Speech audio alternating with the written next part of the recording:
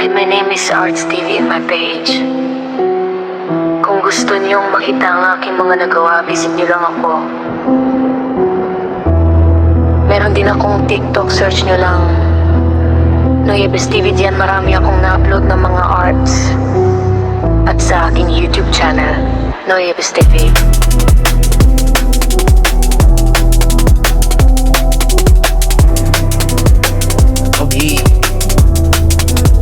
Let's go. Ang kanta na ito para po to sa mga gumawa ng mga bandal sa aking kwartong sino man kaayo para kaayo sa aking pagkatao. Tingnan nyo mga nagawa nyong mga drawing at lettering. Maganda ba o hindi? Para sa akin lahat ay nice. Kahit ano pa ang magawa mo yan ay tatanggapin natin. Dahil ang ating mga guhit ay yan ang ating sukatan sa larangan ng arts. Ang mahalaga dyan pangit-pangit tingnan, pero ginawa natin galing sa ating sariling isipan. Sa totoo lang kung ano ang ating ginawa, may totong meaning dyan sa likod. Kung mismo, hindi mo sa sarili mo, pero alam ito sa mga eksperto. Kung maririnig mo ang kanta na ito, ito ay dedicated para sa'yo at para din sa mga mahilig sa mga arts.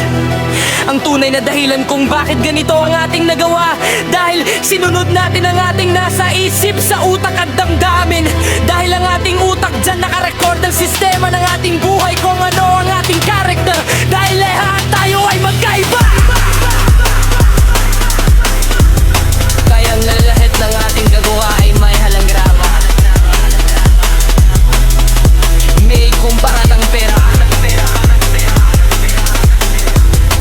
Lahat ng ating mga nagawa, kahit pangit man o magaganda, dapat hindi natin ikakahiya at ipakita.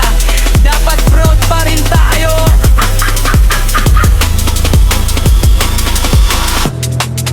Ang totoo sa likod ng mga taong mahilig sa arts, yan ang mga taong gustong mabuhay sa katahimikan, peace of mind. Hindi sila gusto sa gulo.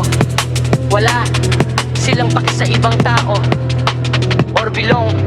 Sila sa mga mabubuting tao, laging kalmado at laging nag-iisip ng kahit ano araw-araw.